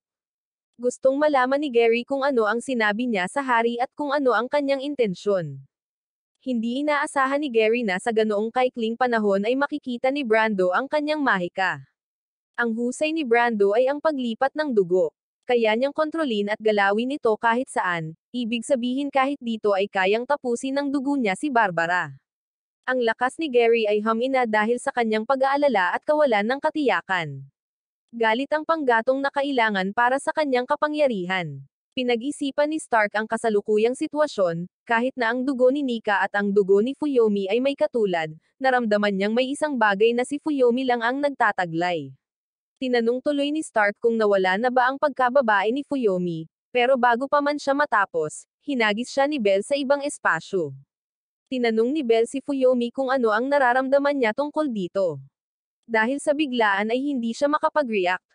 Marahil ito ang dahilan kung bakit siya napunta sa mundo ng demonyo.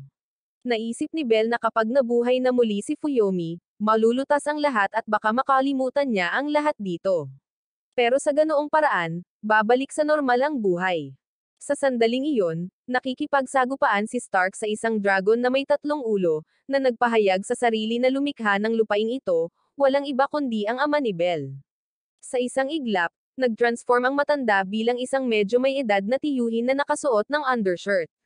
Sinusubukan pa rin siyang kontaken ng mga nasasakupan ni Stark, ngunit nabigo. Sa halip, nakatagpo sila ng napakalaking problema.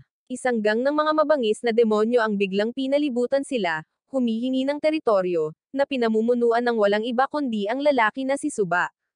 Ang tiyuhin, nang makilala si Stark, ay nagsimulang magyabang tungkol sa kanyang kapangyarihan, at sa kanyang hitsura. Alam ni Stark na siya ang ama ni Belle. Ipinanganak si Nelson nang mag-infuse si Nika ng katawan ng tao, ngunit ang dalawang bata ay mahalagang mga anghel sa kanya. Tungkol naman kay Fuyomi, pagkatapos nilang mag-usap ni Nika, napagkasunduan nilang palakihin ang dalaga.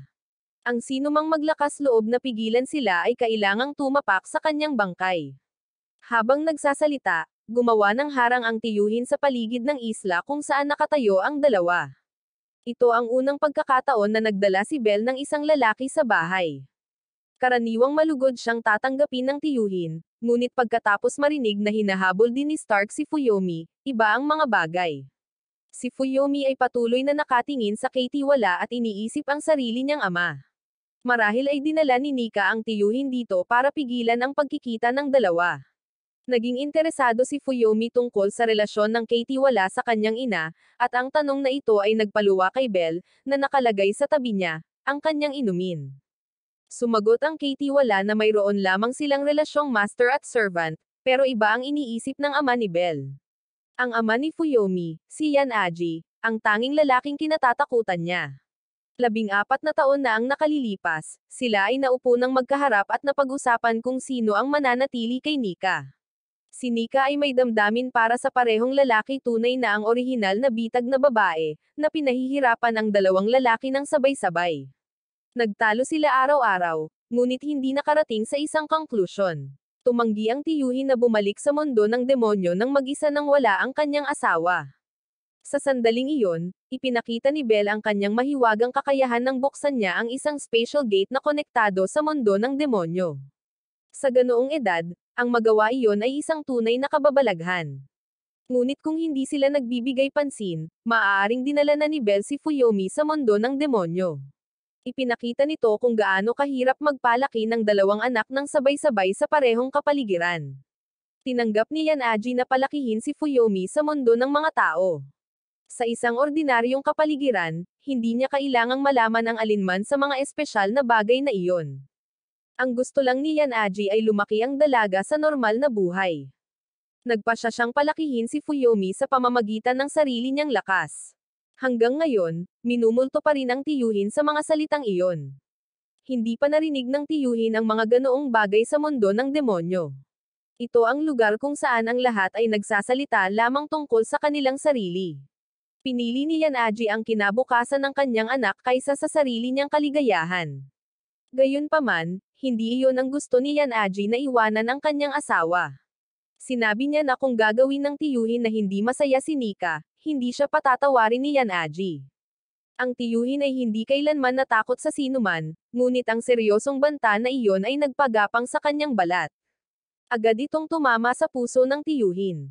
Humakbang siya at sinuntok si Stark ng napakalakas na halos lumipad ang kanyang panga sa harapan. Kahit papaano, nagkasundo na sina Gary at Brando at magkasamang nakaupo, nag-uusap sa mga upuan.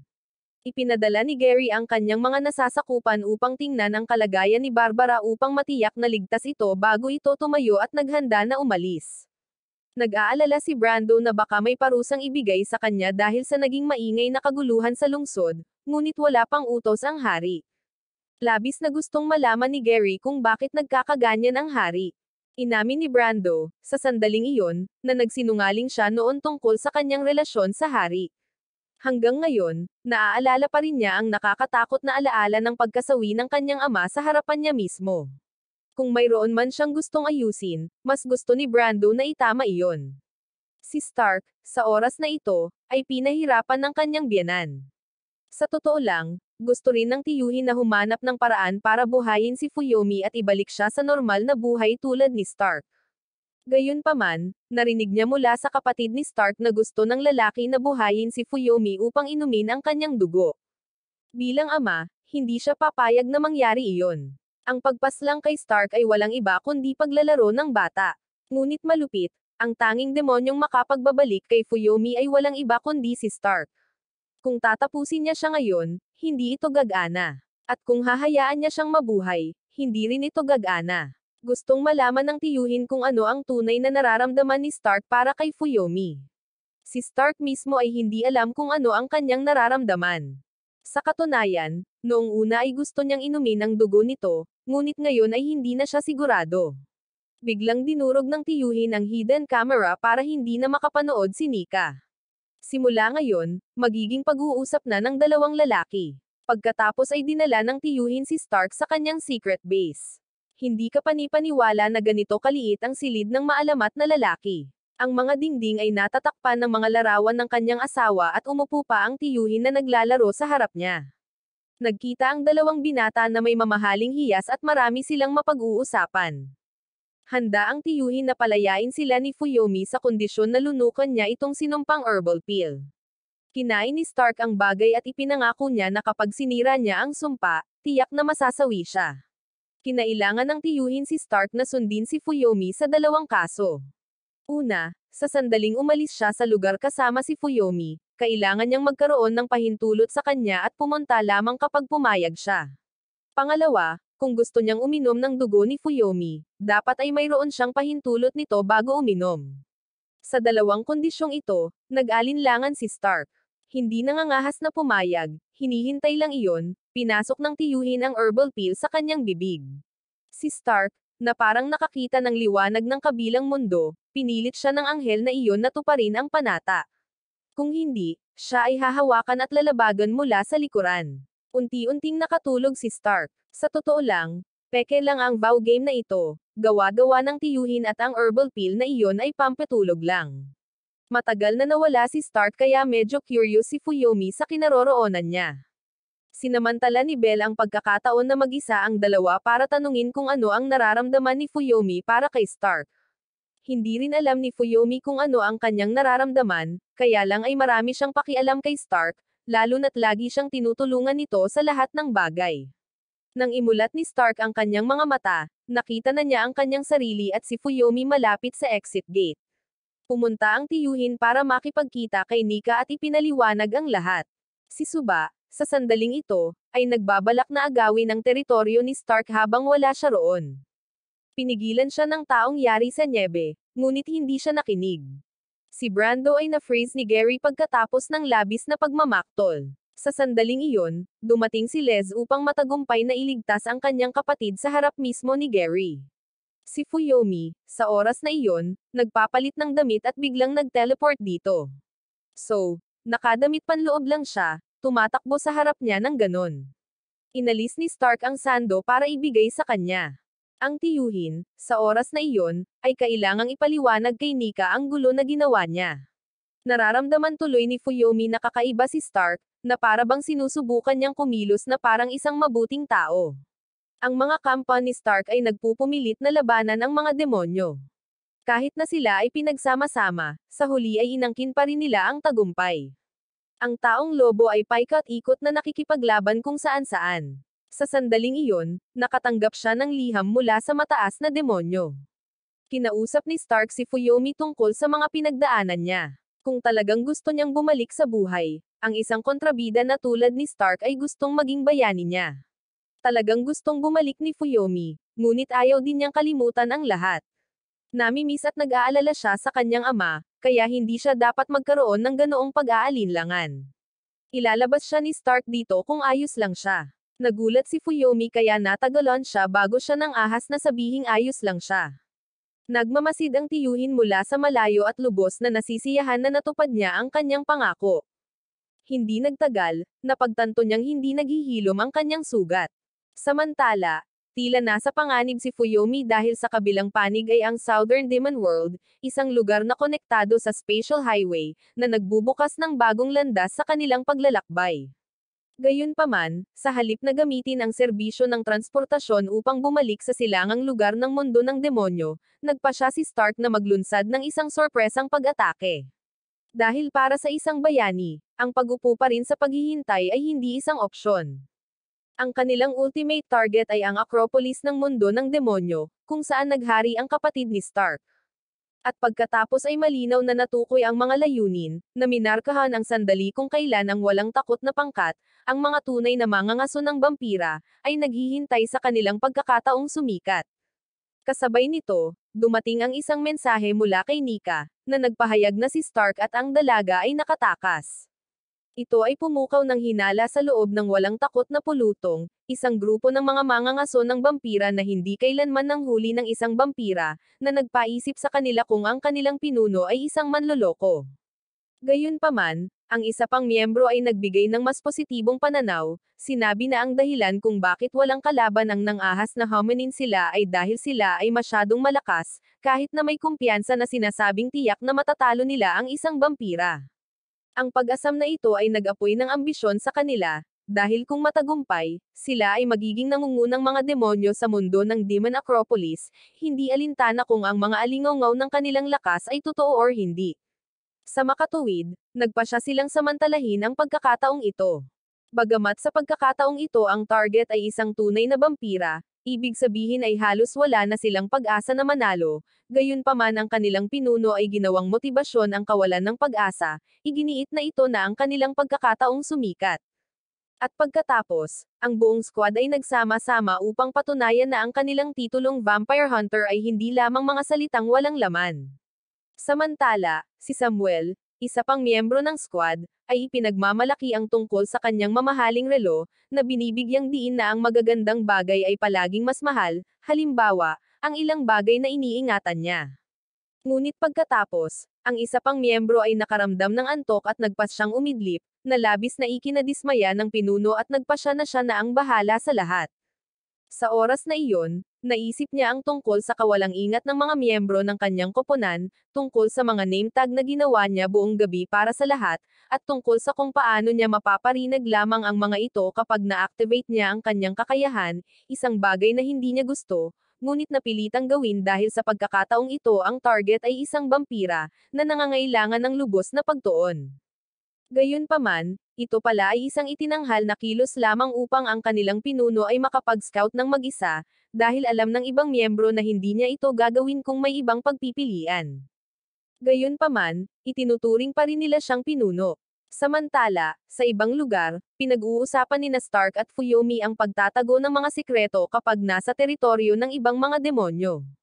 Gayunpaman, naisip ni Stark na kailangan nilang kumilos ng ligaw upang makisama, kahit nabigyan si Fuyomi ng larwang baril na walang mga bala at tinali siya ng lubid para malaman niya ang kanyang lokasyon sa lahat ng oras. Ito ang nagparamdam kay Fuyomi na malapit na siyang ibenta, ngunit tiniyak ni Stark na hinding-hindi niya gagawin iyon. Samantala, natagpuan na ng Fearless Squad ang kanilang target. Sina Stark at Fuyomi ay sabay na kumakain ng canned beans, isang pagkain na kinasusuklaman ng pinuno ng walang takot na squad, kaya lalo siyang nagalit kay Stark. Para naman kay Fuyomi, bagaman hindi siya mahilig sa beans, nahihiya siyang sabihin ito ng malakas. Sa halip, gumawa siya ng isa pang kahilingan, na sumipsip ng kaunting dugo ni Stark. Gayunpaman, tumanggi si Stark, ipinaliwanag na mayroon pa siyang ilang dugo mula sa huling pagkakataon at dapat tumuon sa pagtatapos ng kanyang lata ng beans. Lumikha ito ng awkward na atmosphere sa pagitan nilang dalawa.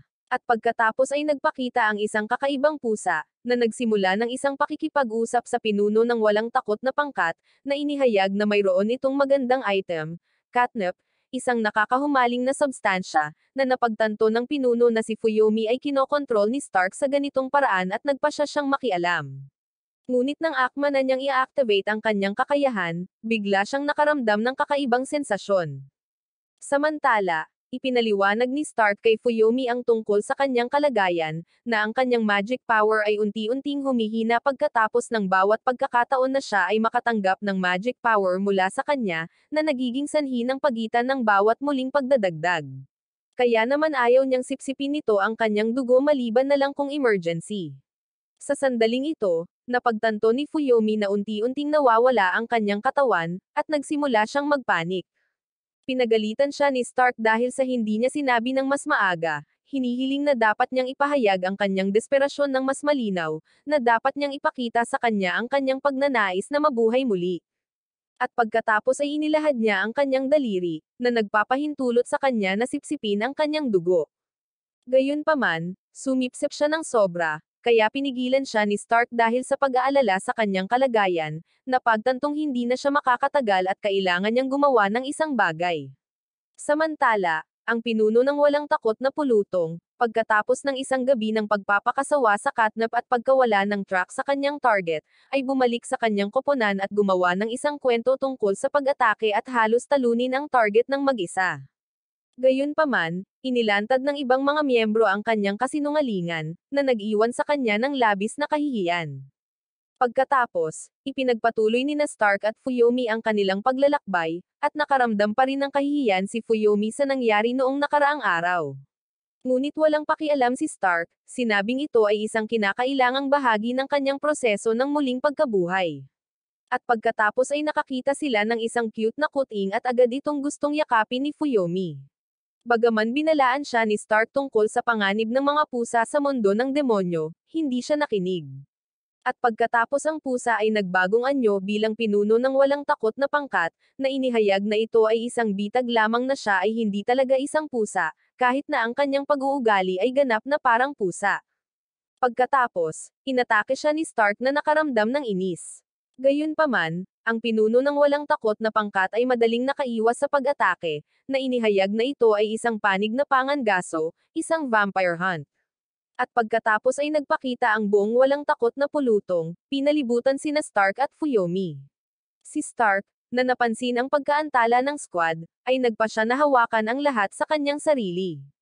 Habang ang walang takot na pulutong ay abala sa pagtatalo sa isa't isa, na nagbibigay ng pagkakataon kay Stark at Fuyomi na makatakas, ang pinuno ng walang takot na pulutong ay naunahan na ang intensyon ni Stark, na inihayag na ang kanyang kakayahan ay pagbabasa ng isip, na nagpapahintulot sa kanya na basahin ang bawat galaw ng kanyang kalaban hanggat mayroon siyang bahagi ng biktima sa loob niya. At ang isa pang miyembro ng squad, si Roel, ay may kakayahan sa chat room, na nagpapahintulot sa kanya na ibahagi ang impormasyong nabasa niya sa buong koponan. At pagkatapos ay ipinahayag nila na ang isa sa kanila ay may kakayahang pumaslang kay Stark, at pagkatapos ay sinimulan nila ang kanilang pag-atake. Madaling naiwasan ni Stark ang lahat ng kanilang mga welga at sinimulan silang kutsain dahil sa kanilang kahinaan. Gayunpaman, hindi sila nabigla, at pagkatapos ay bigla silang nawala kasama si Fuyomi, na nagpapanik kay Stark sa takot at napagtanto na ang kanyang sugat ay hindi naghihilom. Samantala, si Fuyomi ay nakulong sa ibang espasyo, at sinabi sa kanya ng pinuno ng walang takot na pangkat na pakakawalan niya siya pagkatapos nilang maalis si Stark. Sinubukan ni Fuyomi na sumigaw para humingi ng tulong, ngunit wala itong silbi.